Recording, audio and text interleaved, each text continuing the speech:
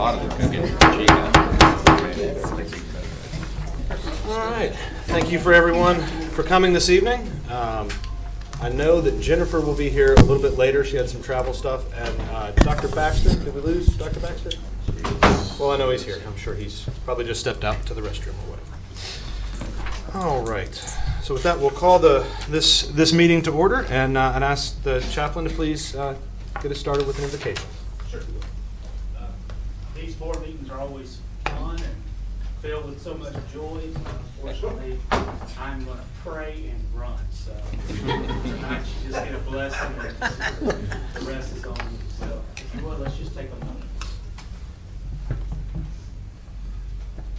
God among us and God in us, we ask that you hear our prayers, those concerns that we share with one another, and those that we keep dear to us.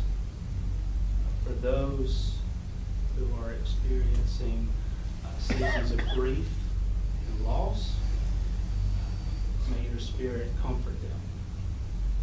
For us, we ask that you would continue to be our guide, continue to hold us in your care, continue to build and expand our institution, and continue to bless our families. Amen. Amen.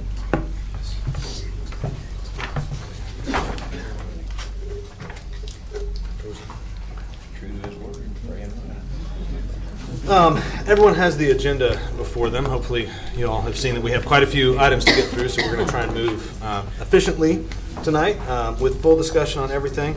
I have had a request from Phil to make a special... Wait till they get here. She's not. Oh, she's not here yet? She's not here Okay, yet. let me know, and we'll do that when she gets here. Yeah, we did change the time, so anyone who's 15 minutes late gets a pass. We moved everything up 15 minutes. So with that, we'll move on to review the minutes from our October meeting. Those have been distributed, and hopefully people have had time to look over them if they so choose. And with that, I will entertain a motion to enter those minutes into the permanent record. So moved. I have a motion. Do I have a second? A second. All in favor of committing the minutes? Aye. Any opposed or abstaining on that? Thank you very much. We'll move on to our committee and subcommittee reports. Mr. Haas, did Budget and Finance meet this time? Yes, we did. We've got several resolutions to consider, so. Thank you very much. Dr. Sizemore, Joint Conference? We did not meet. Okay. The Planning Committee did not meet this month. Mr. Griffin, Audit and Compliance? Yes, we met. Okay. Any resolutions for us? No. Thank you. Mr. Webb, the Legal Committee? Legal committee met. Thank you. Jennifer is not with us yet, but I know that the Management Board and Evaluation Committee met probably multiple times this month. They seem to have filled our calendar up. Any report from the members other than the resolutions? No? Okay. Thank you. Jack, there's an executive committee meeting. There is a resolution on the agenda that needs to be ratified. That Tanner will speak to. Thank you for reminding. We did have that, and we do need it to be ratified. And Tanner will get to that. And we'll talk through that when we get there. Thank you for that reminder, Jeff. With that, if there's no other unfinished business, we will move right to our consent calendar. And I will entertain a motion for the consent calendar, and then we'll move on to our other resolutions. So moved. A motion? Do I have a second? Second. All in favor of the consent calendar? Aye. Any opposed or abstaining on that? Thank you very much. Mr. Brooks, Resolution 171102, authorizing the comprehensive renovation of the fourth floor cardiac catheterization laboratories, et cetera, et cetera. I'm not going to get tongue twisted this early in the meeting. Thank you, Mr. Chairman. For this resolution, this is an additional request for $2 million to complete the Heart and Lung Institute. The original plans and equipment were basically all completed prior to the arrival of not only our cardiovascular surgeon now, but two of our cardiologists, both Dr. Maniam, an EP, and Dr. Wiesnen, who's a structural heart cardiologist. So with the original design, them coming on board had additions for additional equipment and electrical outlets within the room for the specialties that they do.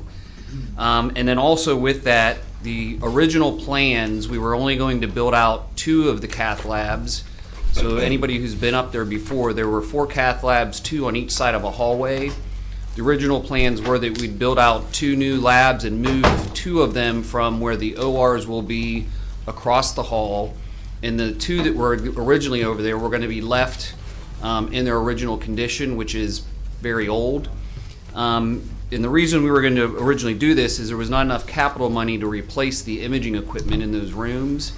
However, we worked with Siemens, our imaging vendor, on a plan that allowed us to finance those equipment at 0% financing over 5 years, which allowed us to go ahead and order the equipment and do the construction now, so that when this project is done in February, the entire 4th floor will be completely done, instead of opening it and then having to go back at a later point and build out those 2 other rooms. And so with that, we're asking the board to approve the $2 million in capital to complete the Heart and Lung Institute build out. With that, I will take any questions. And I think some of our physicians are here if you have questions for our physicians. Rob, I was a little bit confused. Are all of the cardiac services being consolidated on one floor, the 4th floor? Correct. Yes. So both the cardiac interventionalists and EP physicians who are doing things in the lab, as well as the cardiac surgeons, will all be on the same floor, separated by a hallway. So the hallway that will lead into the operating rooms will be just like any other OR. There's a red line and you have to go in and have the services to protect that. But right outside of that, they can walk across the hallway and then interact with the cardiac interventionalists, because a lot of the technologies and the way that these services are going, the surgeon and the interventional or the structural cardiologist work together, or the surgeon and the EP physician work together.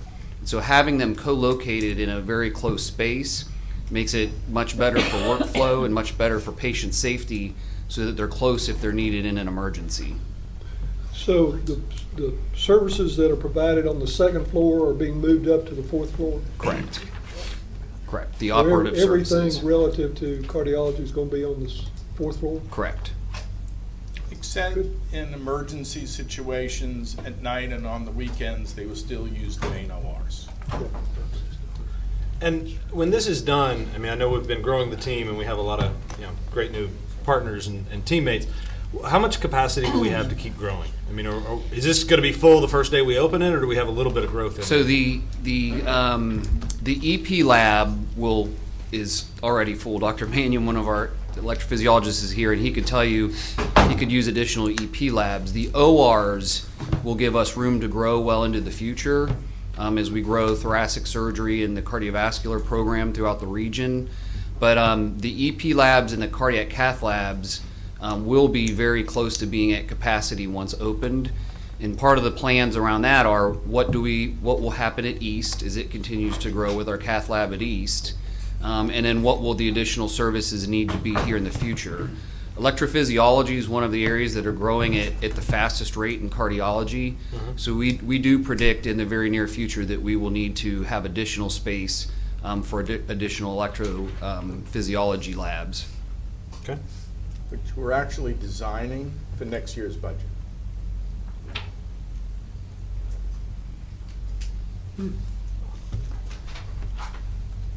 Any other questions? This one come through budget finance? Did this come through budget? Yes, sure did.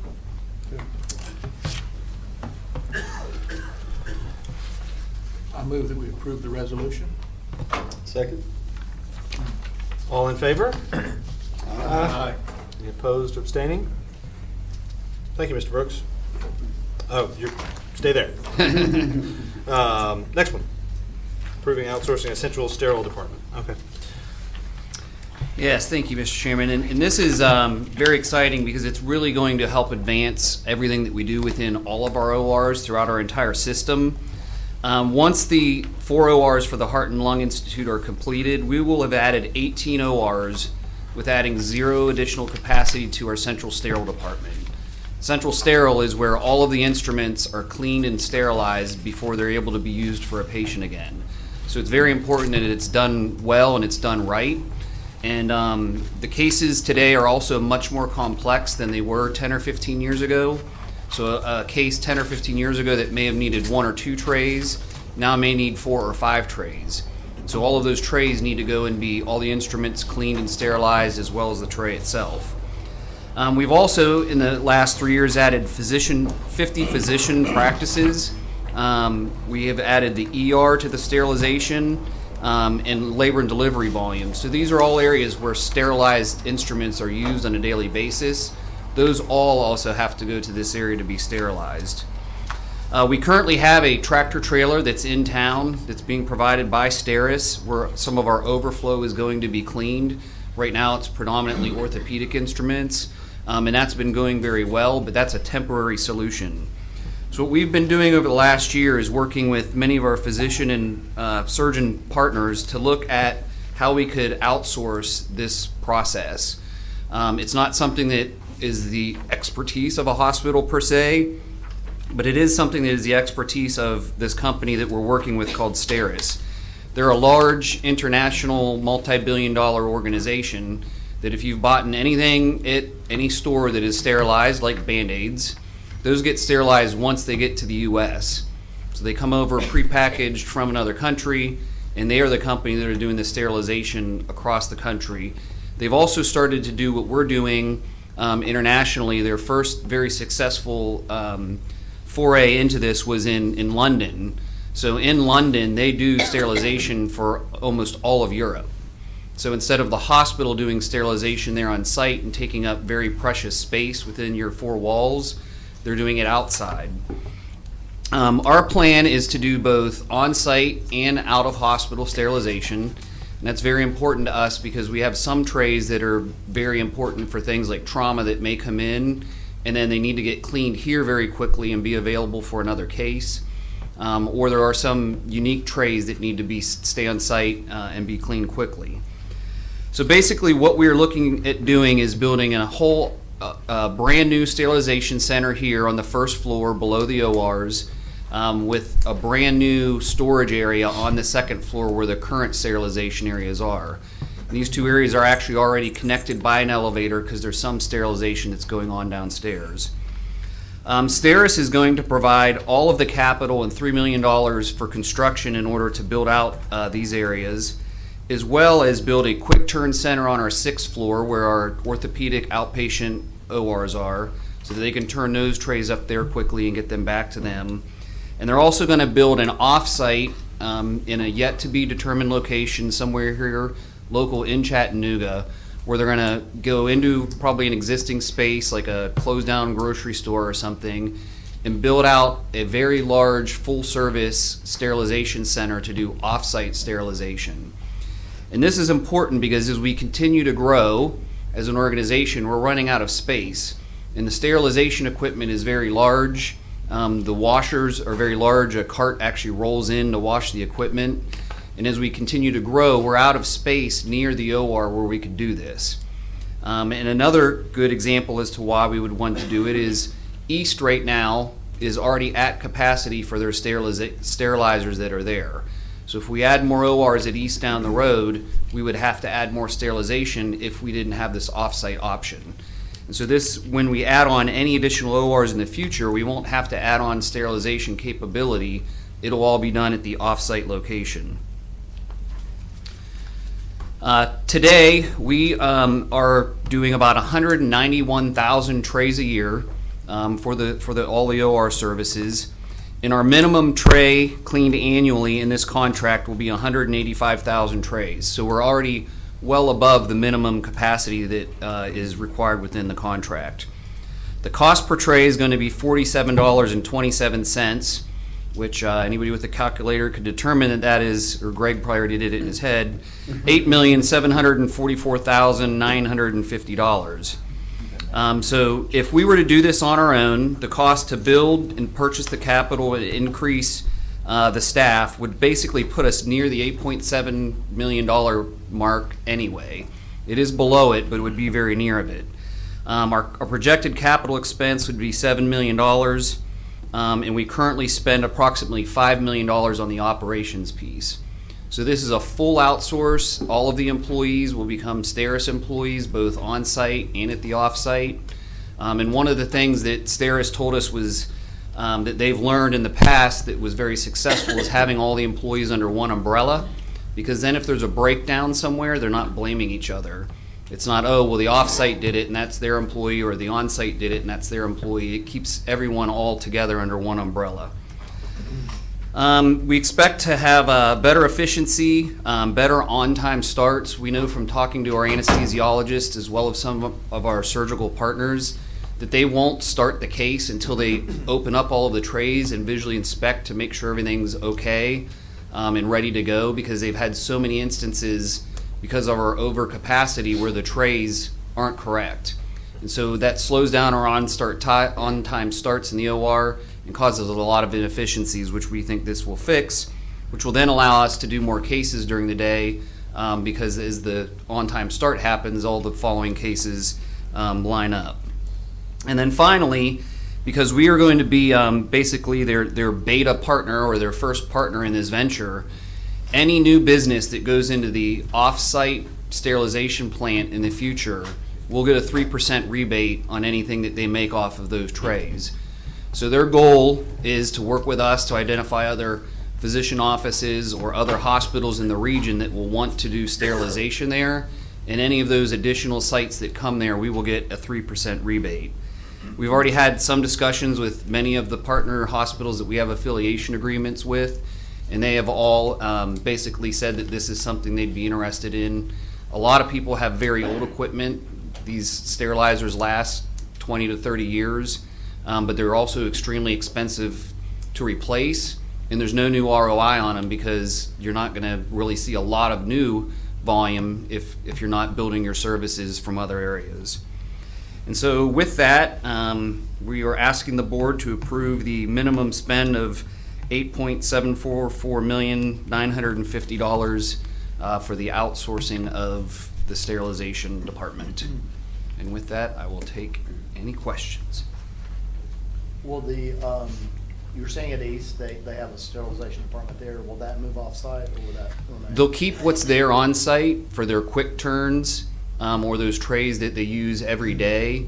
The goal of the off-site is a lot of your elective surgeries that are posted weeks in advance. You know it needs to be there. So the good thing is they'll also store a lot of this off-site, so it's not here if it's only used, once a week or twice a month or something like that. And then as they know which cases are needed, they sterilize it, they put it in a case that keeps it sterile here, and they ship it over to us. So what is there will stay, and they'll continue to use that, and then they'll offload any additional or excess. Rob, what does it cost us to do a tray? Currently today, it's about, hang on a second, I think it's in the notes here. And it was very difficult to determine it because we got 3 different numbers depending on how you ran it, but it was about it was right around $40 per tray. So we're increasing the cost about $7, but the increase in that cost is both the full capital expense, the expense of the build out, the construction, as well as there's going to be a lot more staff employed in order to service the number of sterilization sites and washing sites that should have existed today for the number of ORs that we have. And when we did a comparison side by side, if we were to do the capital, the construction, and hire the additional FTEs, it got very close to being the same number. What is the 3% exactly that we're getting off of what? Is it So gross sales? I mean, I didn't understand. yeah, so I guess I'll just use some numbers here. So let's say Hospital X says that we're going to use your place 100%, and they move it all into the new off-site sterilization. And let's say they're paying $100 a tray, and they do 10,000 trays. 10,000 trays is $100. That's $1 million. We'd get 3% of that. Of the gross, okay. Right, a Just rebate make sense back, of that, correct. okay. Rob, how many employees that are currently involved from Erlanger will go over to Steris? Is that, do you know how many? Adam, do you know if Ballpark of 30. Rob, how many new jobs would this create? I think they're predicting about 100 total, Adam. So 30 will be from us. It'll more than double the total number of employees. And the last sterilization center that they built was in Birmingham, and it was about a $40 million project in total, with all of the sterilizers, the capital costs, and everything that went into that building. So it's also economic growth for the city as well. And what will happen with all of our facilities?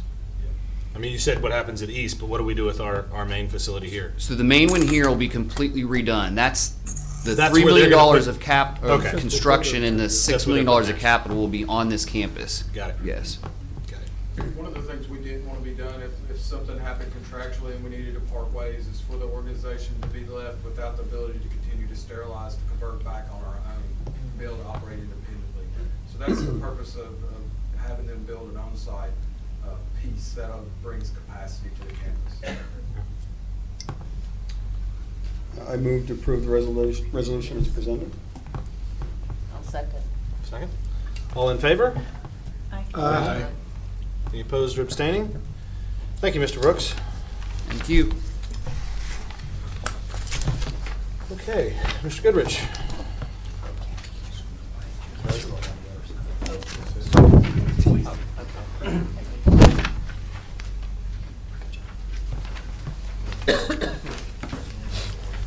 Thank you, Mr. Chairman. So I'm here to bring a resolution that was presented at Executive Committee for ratification by the full board. And I guess this will be quick and to the point, but the Executive Committee approved executive management to be able to proceed with filing a CON for an ambulatory surgery center and any additional regulatory requirements in North Georgia, specifically in Ringgold, Georgia, on Battlefield Parkway. And so, with that, I think we're here to bring that to the board to, ask any questions or and to discuss that decision. Sure. And just as a I guess point of order note, from time to time things will come up during the month between board meetings where the executive committee sort of at discretion can sort of it's not temporarily but conditionally approve these things, and then they do have to come to the board and be permanently ratified. So that's, we try not to do that. We push management to get things in on time on a regular schedule, but life doesn't happen month by month. Things happen in between. So that's what this is. Anybody who's not experienced this particular process, that's what's happening. Thank you, Tanner. I have questions. You want to explain a little bit about what we're doing? Yes. Great question. So the way the Georgia CON process works, there's a batching cycle for services. You don't get to set your own agenda like in the state of Tennessee. If we wanted to file something today, we'd have 3 or 4 months. So the state of Georgia had a batching cycle, and they required a letter of intent to be completed by, I think, the last day in October, thereabout, for ambulatory surgery centers. And so as we continue to look at our footprint in the area, obviously North Georgia is a very strategic location for us. If you look at Catoosa, Ringgold County, you're talking about about 150,000 people in population. And what we were seeing is there's a significant number of surgeries being generated from that population, but really dispersed throughout all the facilities in Chattanooga and also Hamilton Medical Center and Dalton. And so as we look at our current capacity, some of the issues we had, we felt like it was a strong move for us to file a CON for an ambulatory surgery center down there. That geography has not offered surgery services to those 150,000 people directly in that geography since, I think, before 2015. And so we feel strongly that there's definitely a need in that market. And so we, in order to meet the timeline set by the Department of Community Health in Georgia for the CON, we had to file by this week, actually. And so and we did meet that deadline. Now, just to clarify, the board is not committing funds to actually build anything. This was just the approval to do the CON. Correct.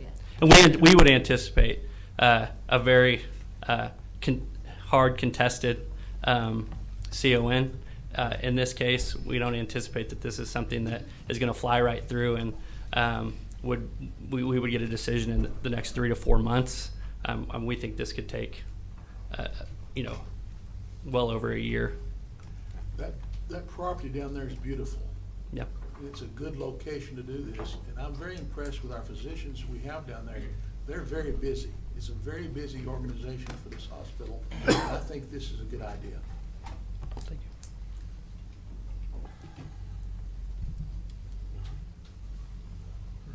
Why wouldn't we have an emergency room there? That'd be a good question. Why would we not have an emergency room there? In the state of Georgia, it is illegal to have a freestanding emergency room. It has to be connected to a hospital in the state of Georgia. They haven't. There is a rural hospital exception, Tanner, not to correct you. Okay, yeah. It's a very limited exception, so it's not. Yeah, the rural hospital exception is you have to be a county that currently has a critical access hospital and under 30,000 population, and you would essentially be that critical access hospital. You would convert to a freestanding ER. I don't think you can even just go into a rural county and develop it. You would have to convert. And so obviously, these counties, I think both of the two adjacent to us are around 70,000 apiece. And Cornerstone has a full service emergency department in Walker County, or it's Catoosa, but it's right there on 2A. So that there is a certificate of need already for an emergency room with a hospital or acute care hospital down there.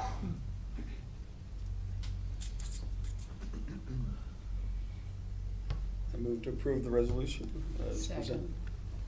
All in favor? Aye. Thank you. Any opposed or abstaining? Thank you. Bill, did you want to go back to what you wanted to do earlier? Yes, I do. I want to say, serving on the Community Health Center Board, I think we need to pay special recognition for that organization, what it has done. We've been in business 49 years, and we have been in the red all those years except last year. So I think we need to pay special recognition to Angel Moore, who's here with us. She's been with us for 1.5 years, and in that time period, she turned us from losing money to making money. And I want to congratulate the fine job she and her staff are doing.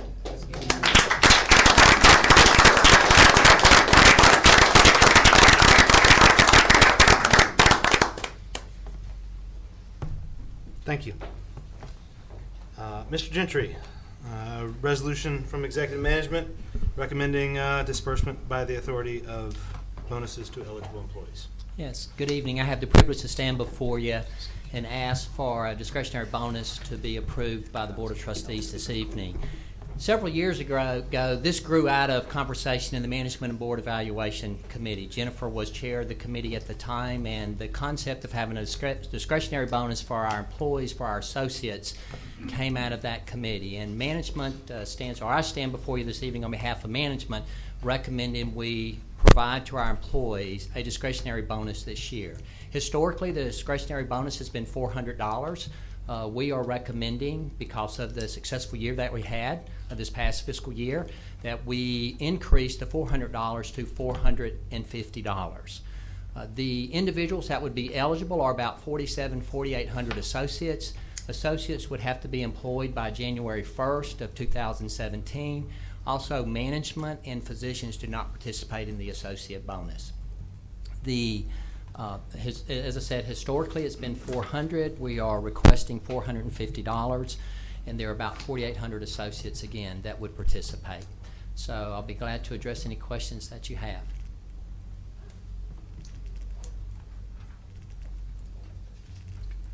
To me, this is my favorite resolution of the year. My favorite resolution of the year. You're welcome to make any comments. Jennifer, we have not gone 1 year without you making comments on this resolution. I have a lot to say on other things this evening, so I just think when we have the opportunity to share the good fortune, we should be sharing the good fortune with the people who create it. And I'll make a comment that, we looked at the fact that we did have a great year, and we talked about, I think we initially talked about doing 500, and then when you look at even, it doesn't sound like a lot, $50 per employee, but I think that equates to about $500,000, right? Yeah, it's in that $400,000 to So, I mean, $500,000 range. It was a big decision, but we wanted to do more.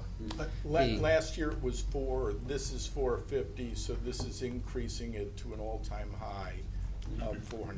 The aggregate expense of this discretionary bonus is $2.3 million. And we did accrue that in fiscal year 17 financial statement. But I think it's pretty obvious the bar next year is have a more successful year so we can get to 500. No, I think this is great. I echo both of what you said. This is a good one. So moved. Have a motion? Do I have a second? Second. I have multiple seconds. All in favor? Aye. I'm not Thank going to you. ask if anyone's opposed to it. I think that was unanimous. I heard everybody. Jennifer, Yes, incentive plan. the floor is yours. So we have a couple of resolutions for the board this evening, both related to, well, the first related to the incentive plan for fiscal year 18, second related to CEO compensation. So we'll first tackle the one on the fiscal year 18 incentive plan. As those of you know who've been around for a while, this is not a bylaw responsibility of the board to set the broader incentive plan for all of management down through directors, but we have always closely collaborated with Greg, with Kevin, with other administrations over the years to be in partnership and agreement between Management and Board Evaluation Committee and the administration on what the context and content of that overall incentive plan looks like. You have all of the details attached in an appendix to the resolution, but I think there are 3 things that are very important to point out. Number 1, as always, the incentive plan is self-funding. So it doesn't begin to kick in until we hit at least a minimum of $5 million revenue over expenses. And then after that $5 million is hit, the incentive plan starts to fund. So depending on where we land at the end of the fiscal year in terms of reaching different targets, the plan would fund at different levels. So for example, if we were to only meet threshold targets, which we aspire to do better than, but if we only hit threshold, then we're looking at an expense of about just over $2 million. If we were to blow it out of the water and hit every stretch goal at every campus that we've set, which quite honestly is unrealistic, otherwise they wouldn't be stretch goals, but nonetheless, just to give you the maximum, we would be looking at about 6.16, so $6.2 million. We traditionally pay out some combination across the board of threshold for some, stretch for some others, target for a number of indicators. So number 1, plan pays for itself. And we have to make money in order to do it. Number 2, and this one I'm really excited about, we've finally seen the shift toward more balance on patient quality and safety and satisfaction triggers as opposed to financial ones. So for a number of years, because of the position that the health system was in, we had to put the focus and the incentive focus on getting ourselves stabilized from a financial perspective. So if you were to look at the plan, call it 3 years ago, it would have looked more like 70-30 or 65-30 financial weightings to quality and safety weightings. This year we have flipped it. We're at 45% on financial and 55% combination of patient quality, safety, and satisfaction. And that, for sure, is the direction we want to be headed in terms of the things that we would ask management to focus on. So that's the second important thing. The third one is that the incentives differ, or the targets differ across the different campuses. So if you're to look at Baroness, what we're shooting for at Baroness on a readmission rate or a mortality rate, that would look a little bit different from what you might see at East, because it's always subject to the nature of the work that we're doing at each campus, the population that comes in. So they're all appropriate to the work that gets done. So we put all of those things together, and we have in front of you for your consideration the fiscal 18-year plan, which is the reflection of these incentives. And I think, Greg, it's 247 people next year? Yeah, 225. 225. I'm thinking we're going to continue to expand the pool that this is available to, but it goes from CEO down to director. So that is what I've got for you this evening. Are there any questions? I'd like to make this comment. I think I've made it before, but I love the move towards quality, especially given the fact that the way it's designed, this thing, we have to hit certain financial goals anyways. So that's kind of, the financial stuff is baked in there. Yeah. So I think if, back when we had the weighting even heavier towards financial, we were kind of double counting that, and we're running the risk of over-focusing on the finances as opposed to quality. And so I love the trend. I don't know where we should land long-term. That's for people smarter than me to figure out. But I love the trend towards more of that. I hope Dr. Jackson loves it too, because he's responsible for a lot of it. But Jack, on just that wanna make point, comment. our the compensation consultants we work with, they're integrated health strategists with Arthur Gallagher. They have recommended we continue to push the envelope a little bit further, and that we might want to get to closer to like a 65-35 balance of patient quality and safety to financial as, you know, our position continues to improve. So that's what they offer to us as a long-term goal. Jennifer, you said that this doesn't even kick in until the hospital gets to $5 million. What was that number last year? Oh, Greg, you're going to have to help me It was remember. also Was it also it was 5 5 last million. year? Yeah. Yes. And that's the budget. What about the year before that? I thought at one point it was like 18 million or something. Yeah, that was, actually, there was one year where we had to meet budget before we would even consider. Before we went to Yeah. spend on Epic. Yeah, that's the point I was trying to get to, Yeah. is the fact that all of our spending on Epic has pushed our profits down quite a bit. Yes. Yeah, keep in mind, we're currently paying for 2 systems, and we'll be paying for 2 systems through the end of June. By then, June 30th, we will be turning off the Envision Siemens product. And that removes all the duplication, as well as we had significant operating costs regarding training. We're talking millions and millions of dollars associated with the Epic from just an operating cost. That's addition to the $100 million that we spent on the capital. So for the year 2019, we would probably raise the 5 million Yeah. up. Yes. Yeah. So that's a good. Thank note. you for pointing that out. Yeah, to point out. Maybe one other thing to add, some of you have heard me preach this a number of times. These are not bonuses. These are they're performance incentives. So we don't hit the targets, they don't pay out. That's how it works.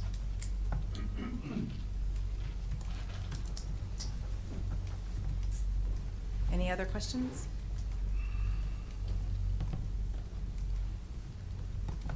I'll make a motion to approve. A motion? Second. Second. All in favor? Aye. Aye. Any opposed or abstaining on this one? Thank you, Jennifer. Okay. On to the next resolution. Yep, second one. So as a matter of responsibility in our actual bylaws, the management board and the Management and Board Evaluation Committee has responsibility for the annual review of the CEO and also recommendation on CEO compensation. So this year, as we did last year as well, we went through a 3-step process to review the CEO's performance and then determine his compensation. Step number 1, some of you in this room hopefully received that. There was a survey that went out to medical leadership as well as to executive and management leadership, so sort of like a 360 review to solicit anonymously input on Mr. Spiegel's performance over the course of the last fiscal year and provide that directly to the board. So just so everyone knows how that works, I want to reassure everyone, like, we don't know who said what. We can't even tell from what part of the organization the information came from. And so when this comes around next year, I want to encourage everyone to participate because it would be great to get to 100% participation. But the board takes that information in. We take in information that is provided also by Mr. Spiegel. We wait for the audited financial statements so that we have those. And so all of this takes place in kind of the October-September timeframe. And then the second step is the board itself does its own evaluation. So some of you, like Dr. Baxter, got hit twice in your dual roles with a survey to then ask for board input informed by what we've heard from medical leadership as well as executive leadership, the financials, other information as well. So second step. Third step is we then take all of that information in from our compensation consultants who consolidate it into a comprehensive report. And at MBEC, we meet and we go through it in an open meeting. And we talk about it and have a very open conversation about where we see strengths, where we see development opportunities. We then take that information and provide it back to Mr. Spiegel. Simultaneous to that, we also ask our compensation consultants to provide us information on where they see our peers in terms of the benchmarks for CEO salary and incentives for this fiscal and next calendar year. And they provide us that information so that we can make a determination as to whether or not we would shift in any way, shape, or form the CEO's package. We received all of that information this year, and what we were told, I'll maybe give you just a couple of highlights, is that number one, base salary was slightly below median for peer organizations. As you know, we have a compensation philosophy for the CEO role of keeping salary just at or above median for exceptional performance. So we came in a little bit low. We also took a look at the funding for retirement plan. It's called 457B to sort of see what the range was there.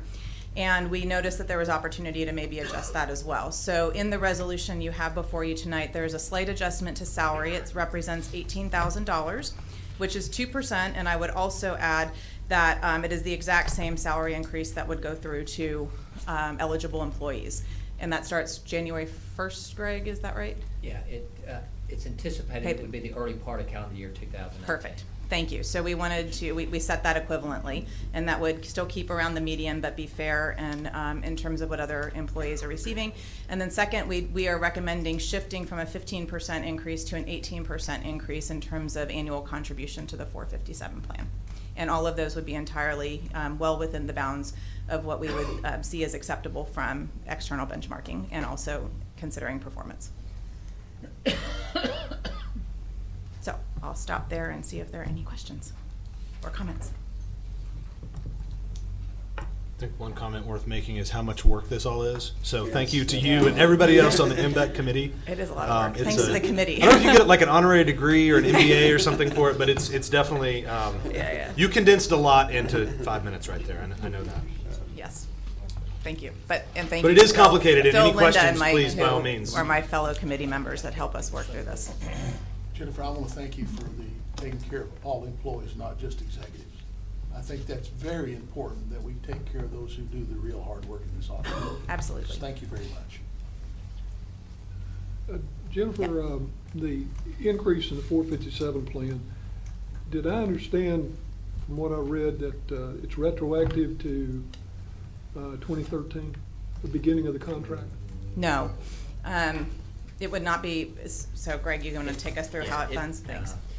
The original plan was put in place in July 1, 2013. This would become effective July 1 of 17. Okay. So it just goes back to the start of this fiscal year. And just for those of you who are new on the board, it is a little weird to set things retroactively back to July 1st when we're already in almost December, but part of the reason that, well, a large part of the reason that that happens is because of the wait for the audited financials and then taking a thorough process to go through the review of the entire fiscal year. So that's why we do it that way, but it just keeps us trued up on a fiscal year basis.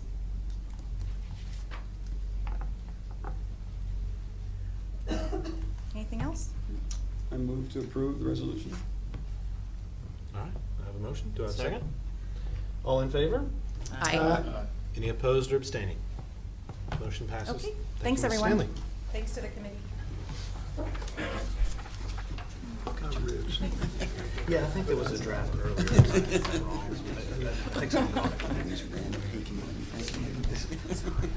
Mr. Woodard. Thank you, Mr. Chairman.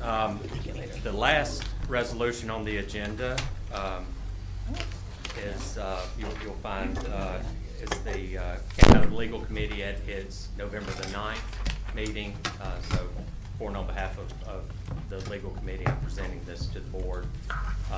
In effect, the legal committee is asking is seeking authorization from the board, from the full board of trustees, which directs, authorizes and directs executive management to review the terms of Erlanger's affiliation agreement with the College of Medicine and to take any and all action to ensure that they are meeting all terms thereunder. So Gerald, as the chairman, I don't know if there are any other questions, any other comments. Yeah, I don't know if if anyone has any questions about it. This was something that we brought forward in the committee meeting, and we wanted to bring in front of the entire board. And what we wanted to do was give the executive committee the opportunity to move forward in a way that they thought they needed to. If there are any issues to be addressed, we wanted them to have the authority to be able to address each and every one of those issues and bring it to the full board. So I appreciate all the work that you put into it. And so, we're at this point now. It, I think, opens a conversation. It allows us to open a full conversation and do the things that need to be done at this point forward to move us in the positive direction. So I don't know if there are any questions, and I appreciate you, Jeff, bringing this forward today, and I know you're able to answer those questions as well.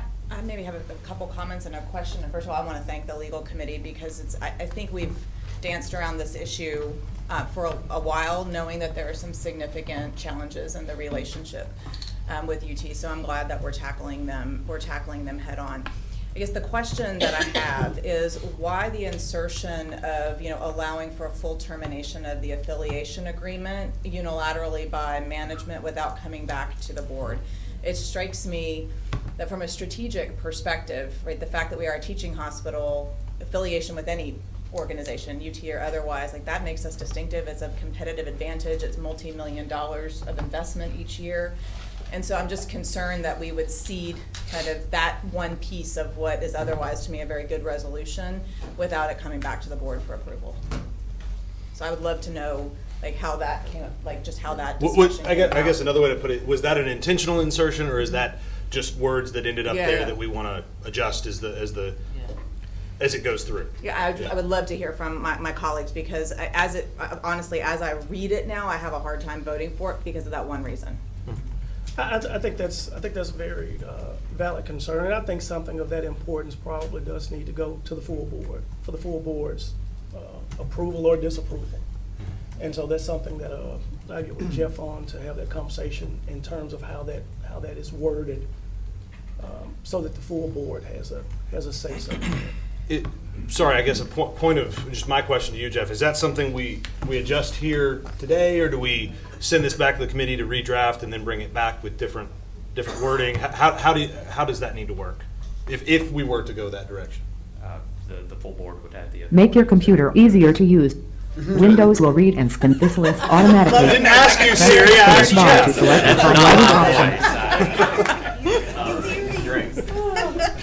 Mr. Chairman, the board can. Hear text on screen. Whatever Read aloud, resolution narrator. it wants to, any amendment, it can adopt or Make items on not this. adopt any terminology that it wishes to. Well, I recommend that we make an amendment and amend to as Jennifer desires. I think it's a very good idea. Yeah, I agree. Yeah.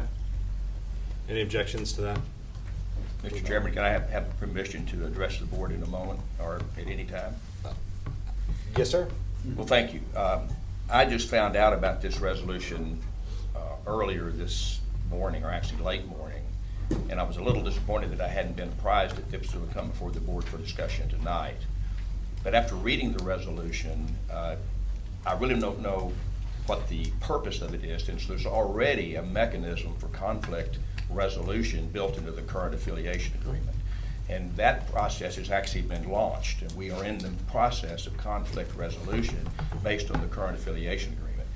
I personally don't think that the university is in substantial non-compliance with any issues of the current affiliation agreement. I know that there are some points that we've had discussions about, and we, on the university side, are dedicated to working tirelessly and diligently to resolve these issues over time. Because, our partner, Erlanger, our partner, we want to continue to work with. It's a relationship that's been in place for over 40 years. And so I am dedicated to making this work out one way or the other.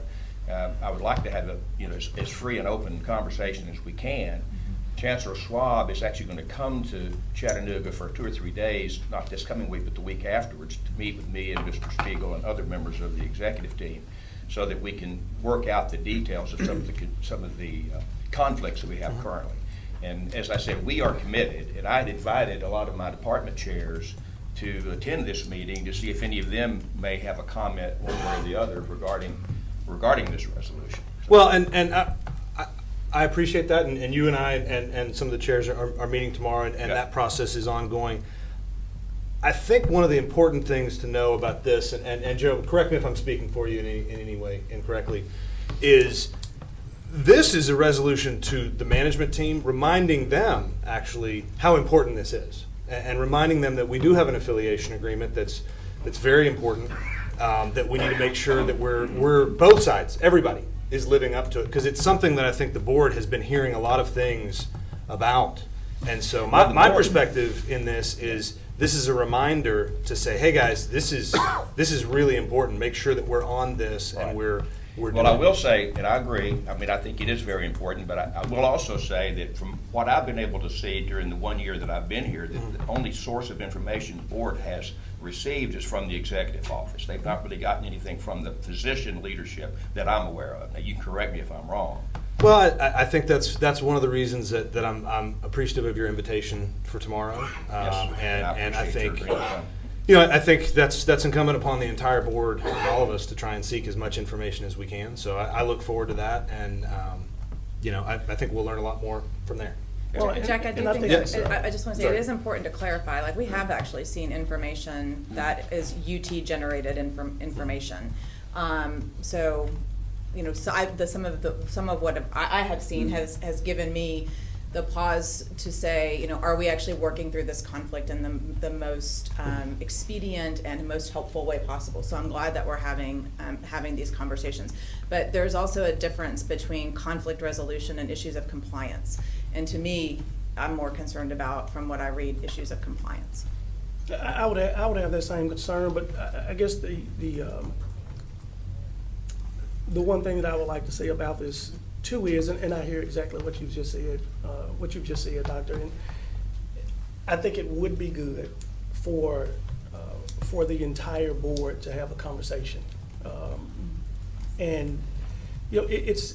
The relationship that we're talking about is an important enough relationship, and many of the doctors here, and I know several of the doctors here, they've been involved in Erlanger for a significant period of time, and so those are important relationships.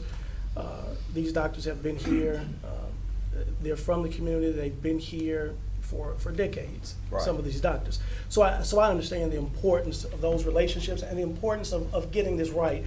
And what I think we sought to do with this resolution was to give the management team the ability to have these conversations at the highest level and reach some type of resolution with all of the issues that present themselves. I've spoken to some doctors. Obviously, I speak with the management team here at Erlanger, and so in many respects, I've heard both sides of that issue. I'm sure I've not heard everything to be heard from both sides of that issue, but that's something I would be interested to hear. And I don't want to speak for all of the members of the board, but I think it's something important enough for a meeting with UT's leadership and a meeting with the board of directors to take place to really flesh out all these issues and have these Right. conversations. And I think the first step in that direction is going to be taken in the morning when Mr. Studer's going to join us for our departmental chairs meeting first thing in the morning. Do any of the chairs that are here this afternoon have any comments they'd like to make before the board? Dr. Worthington? As I read the resolution, it implied that the University of Tennessee was not compliant. I would like to know more details about how the university has not been compliant.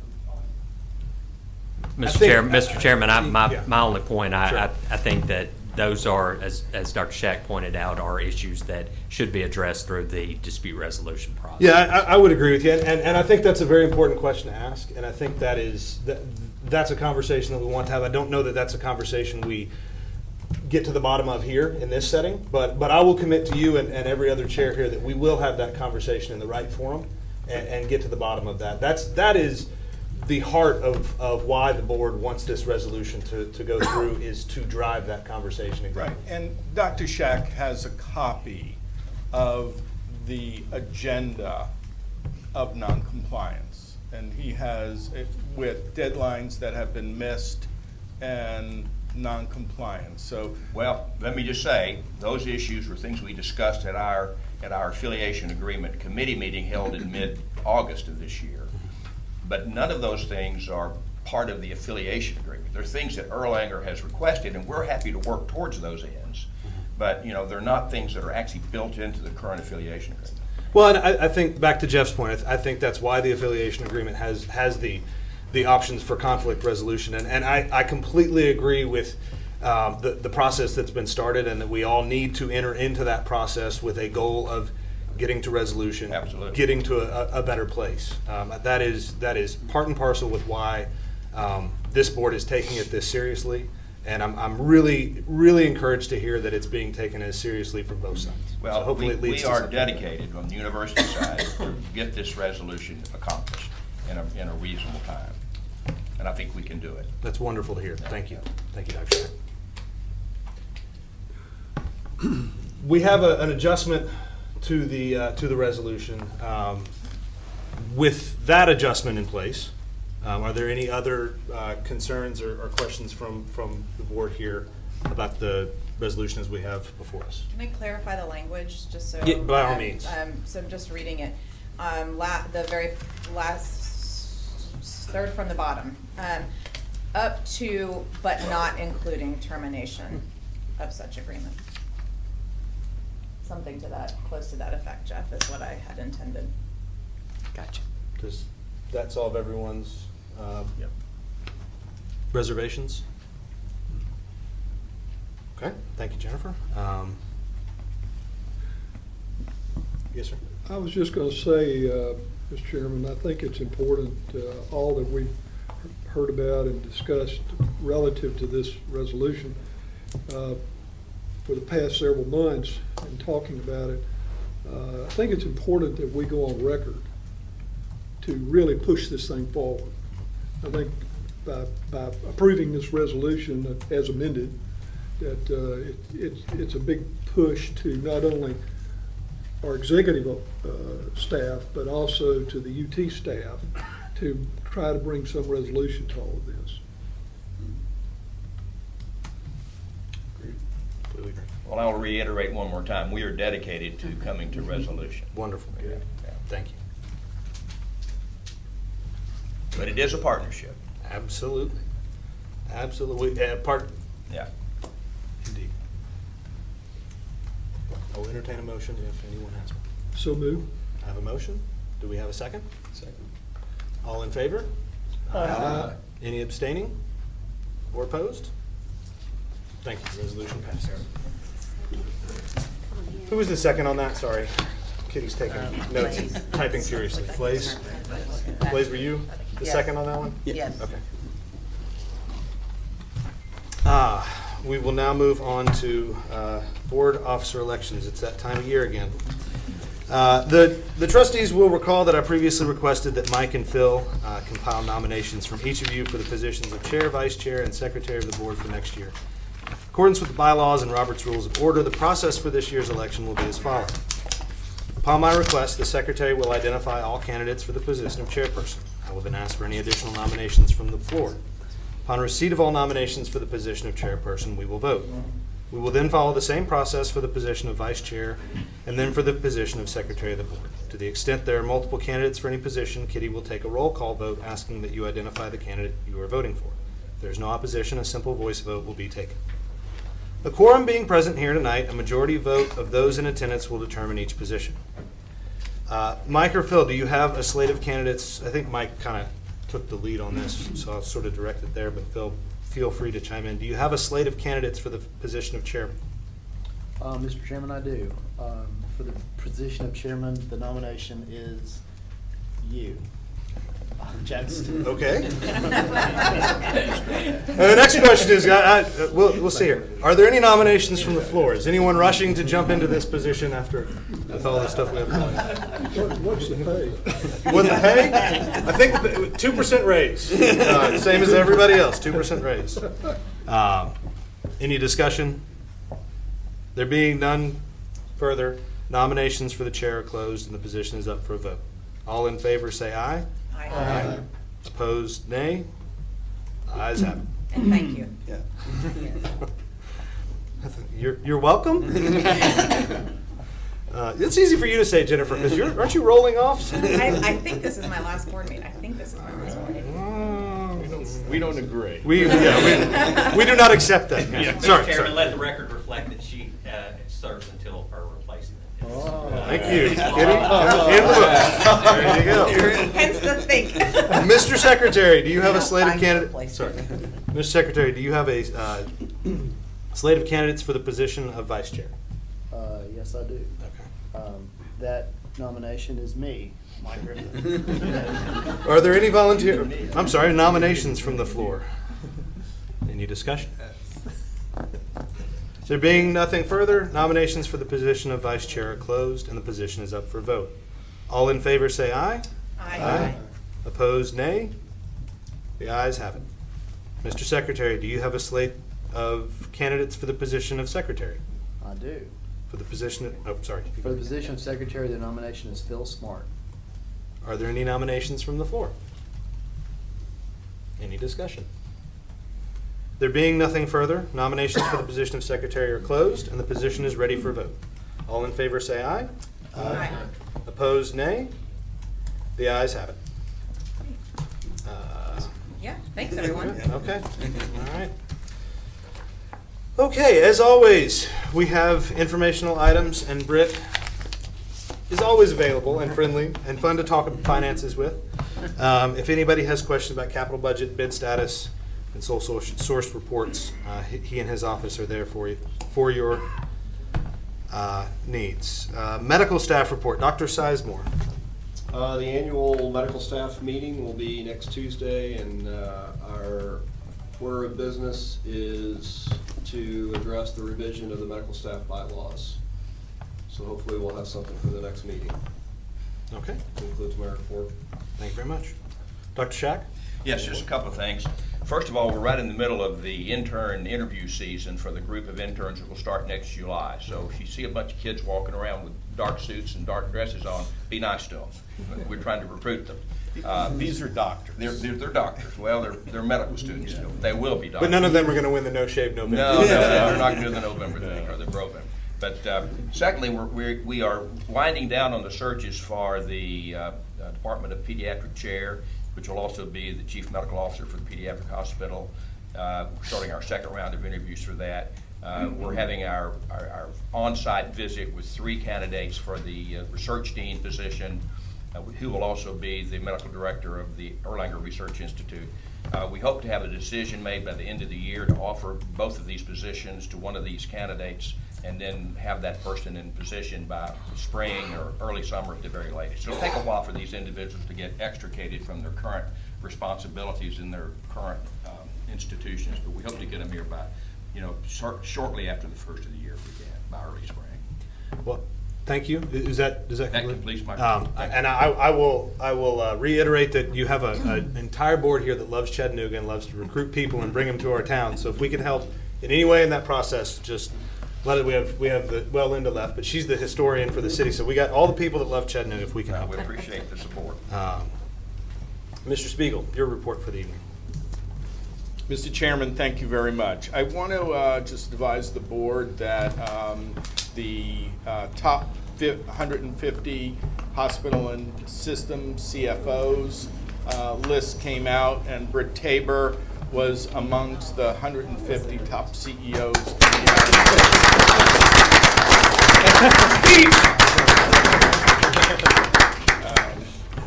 A lot of it ties into his presentations at Becker's and our financial performance nationally. And our strategic growth has been unprecedented. I also want to bring to everybody's attention that the 2017 NAACP 30th Annual Ruby Hurley Corporate Sponsorship Award was given to Erlanger Health System. Liz Appling and all her work with the NAACP was acknowledged, probably at one of the largest receptions here in Chattanooga. And I want to congratulate Elizabeth and Erlanger. I want to really also personally thank the board for approving the $450 bonus for all of the associates. Erlanger is the #1 position regionally in this hospital, and it is due to the associates at this medical center. That's why we are achieving that. And for us to acknowledge it is really important. We implemented EPIC on October 29th. It was a mammoth and epic journey. It is going extremely well, although there are some issues and problems that we deal with, but they're a whole lot less than we anticipated. It is going really well. I don't know if Britt wants to make another comment around that as well. Now, if you look at the gross revenues that we've generated now through, I guess this is nearly now going on 31 days, we're about 107% above base from a gross charge standpoint. So again, I'm still not sleeping well until I can get the first EOB from Blue Cross, because really that closes the revenue cycle function of getting the monies back into Erlanger.